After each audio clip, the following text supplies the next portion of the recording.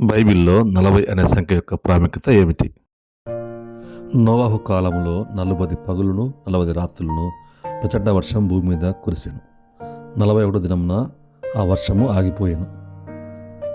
నిర్గమకాండంలో మోషే ఫరో కుమార్తె యొక్క కుమారుడిగా పెంచబడిన కాలము 40 సంవత్సరములు.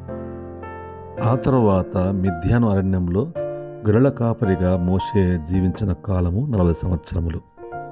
మోషే ఇశ్రాయేలు ప్రజలను ఐగుప్తు నుంచి కనాను దేశానికి నడిపించిన కాలము 40 సంవత్సరములు.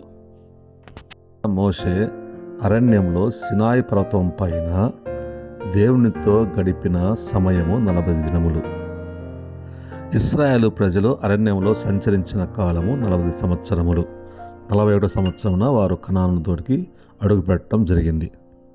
గొల్లియాతు ఇశ్రాయేలు ప్రజల ఎదుట 40 దినముల వరకు తనను తాను కనపరుచుకుంటూ ఇశ్రాయేలు వారిని అవహేళన చేస్తూ వచ్చాడు.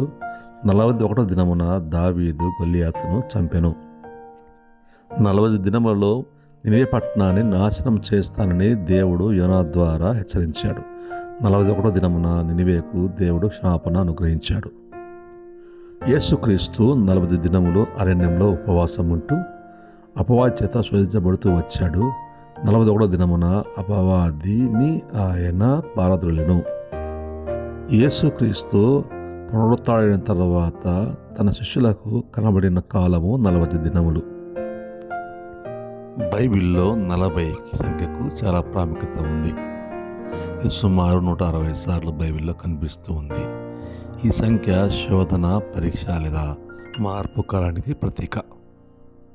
ఈ 40 రోజుల కాలము పరీక్ష మరియు శోధన కాలము, సిద్ధపాటు మరియు పరివర్తన, తీర్పు మరియు మారు మనసు మరియు ఒక తరం కాలంగా పరిగణించవచ్చు.